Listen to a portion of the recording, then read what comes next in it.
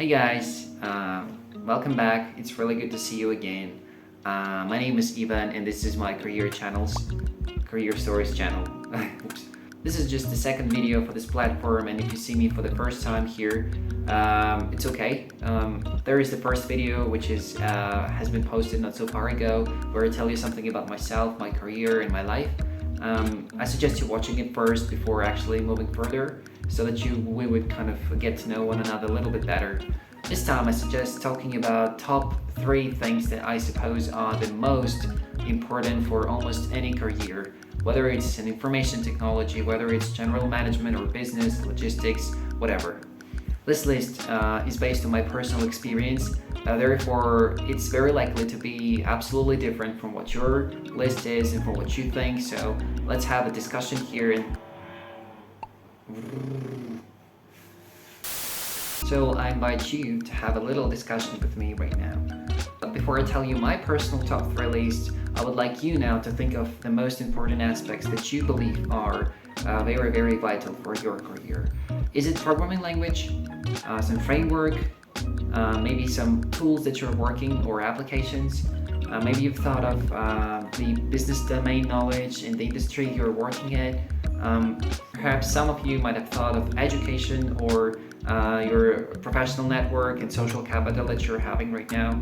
So all of those things that I've just mentioned, and you probably have thought of them, are very, very important. So I've tried to kind of systemize all those aspects and come up with my personal classification. And here it is. Number 1, your initial hard skills. It's everything you know up to this very moment which is necessary for your job or for the industry you're planning to enter. And this is everything from knowing how to type the keyboard to the machine learning algorithms knowledge or any other rocket science thing. This is your core, because these skills guarantee you're able to deliver the expected result for your bosses or for the business that you have, and that you wouldn't burn everything down. I would really recommend you to have a list of all the skills you're more or less confident at, of all the things that you know up to this very moment. It shouldn't be necessarily structured or something. Just make sure you have this list at hand and you keep it updated from time to time. Why is this list important? That's a good question. Sometimes we feel like we're not smart enough, not skillful enough to be super qualified and be suitable for some particular kind of job or vacancy. And let's be honest, there will be always someone who's smarter than you, smarter than me, and more skillful than you and me. But it doesn't mean that we are not worthy. So having this list at hand helps you remind yourself that you have already done well. You already know so many skills, you already possess a lot of knowledge and a lot of things that you already know, and there are so many employers in this world who would love to pay you money for and utilize your knowledge because you're already very precious, I can tell you. Number 2, self-education and self-analysis. The industry is always changing, new technologies emerge almost every day, and therefore it's really important to track yourself and see whether your knowledge matches the requirements of the industry and your skills will be demanded in the next 2 or 5 years. So you need to educate yourself. And here I can see 2 potential problems that are quite opposite to one another. So the first problem is that you should admit that you need to learn constantly. It's not an easy thing, I can tell you, and in my case, for example, it took me almost 1 year to realize that after graduation. I just didn't understand why should I continue learning after having my bachelor's degree, master's degree, and spending 6 years of studies at the university. The truth is that modern companies and industries require a little bit more knowledge than usually universities can give you. I know it takes a lot of effort, a lot of mental work to admit that, accept that, and create the habit of learning on a regular basis. But just like an apple a day keeps a doctor away, a learning a day keeps your dream job not away. The second problem is overlearning. Once people realize they need to learn, sometimes they force themselves into speed learning and they start learning like crazy. Your career is a marathon, it's not a sprint, and sometimes yes, you have to speed up, but sometimes you need to slow down and have a good, well-deserved rest. So you cannot learn everything at once, but if you study like a crazy, you will easily get the burnout syndrome. So it takes a lot of wisdom to find your proper learning pace, but once you find it, you will benefit greatly. So, and my last top 3 item is communication. I know it may sound not so convincing, but it's almost impossible to have a good career without knowing how to communicate. The ability to listen to your colleagues, clients, and customers is not as easy, and neither is the ability to speak out properly. And I think it gets even more challenging in the information technology industry. We have lots of agile methodologies like Scrum and Kanban. We have lots of dashboards and lots of cards placed on those dashboards so that you wouldn't need to communicate a lot all the day. However, I've seen so many really skillful developers struggle expressing their thoughts during online meetings, and I think it's a real catastrophe. Unlike with hard skills, soft skills are very difficult to be mastered on your own. Let me give you an example. Suppose you need to learn some programming language. What would you do then? You usually open up the web, you enter some online platform, and you start learning. And by learning, I mean spending lots of hours typing the keyboard, practicing and frustrating and thinking, why on earth did you decide to become an IT guy? But it won't work the same way with the communication, because you will definitely need someone to talk to master your language, to master the way you communicate, the way you listen, the way you speak up, and so on and so forth. In fact, the reason I've decided to create a YouTube channel is exactly because that I believe that communication skills sometimes are even more important than hard skills.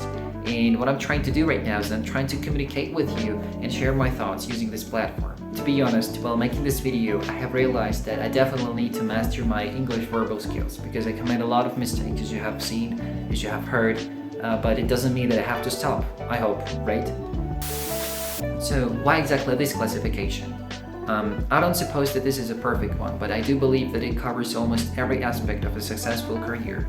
And if you're not still convinced enough, which is okay, let's look at this from a slightly different perspective.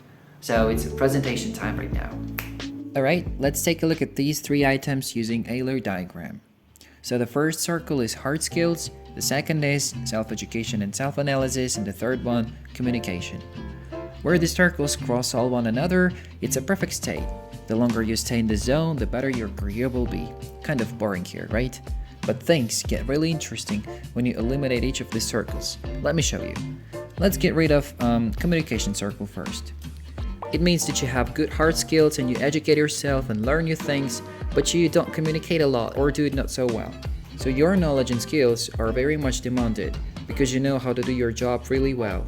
Every company knows its heroes, so you can be sure you will be valued. But here's the thing. You are very likely to become a good middle developer or a middle guy, but not more. And if you're comfortable with that, it's totally fine. You shouldn't always wish to go higher and higher, and this could be a good career destination. But if you'd like to become a tech lead, manager, or a director, you will have to work with people, manage their resources, which means you will need to communicate a lot. In fact, the higher your position is, the more you communicate and control and less you do with your own hands. So if you wish to grow a lot, you have no choice but to communicate and improve this skill. Let's get communication circle back, and this time get rid of self-education. It can also be possible, right? Actually, many people usually follow this very model. They have good hard skills and they can communicate really well, but they don't really have a learning habit. So what do you think happens in this scenario? Also kind of an average thing here. People who usually follow this strategy don't lose their jobs, but they grow really slowly. They actually learn new things, but only when they are forced to do so, because otherwise they will lose their jobs. I think this is also a good case where your career destination is a good middle guy. Wish to go higher and faster? Well, except that you should actively learn. And the last scenario is when you eliminate hard skills. I think it's clear that one doesn't simply have a good career without strong hard skills. It's usually the case for young people who are at the very beginning of their career. So, in order to compensate for this, these guys usually study a lot, so they turn education into hard skills. And speaking of career ranks, well, I think it's the junior positions and internships. So this is the diagram. Try to look at it from your own career perspective and try to estimate yourself, which of these circles you need to improve and where you suppose everything is fine. Thank you so much for watching this video, guys. I really appreciate you watching it, and if for any reason you have some other thoughts, which is absolutely okay, please feel free to reach out to me and share those thoughts in the comments. I'll be really happy to review those and compare your top 3 list with my top 3 list so that we could kind of have some debates or something like that. While making this video, I have realized that having a job already is not the same as searching for a job, and the skills that you have to possess here and there are slightly different. Therefore, I invite you to watch the next video where I'll be talking about top 3 things for a successful job search. So thank you once again, take care, and I hope to see you in the next video. Bye bye.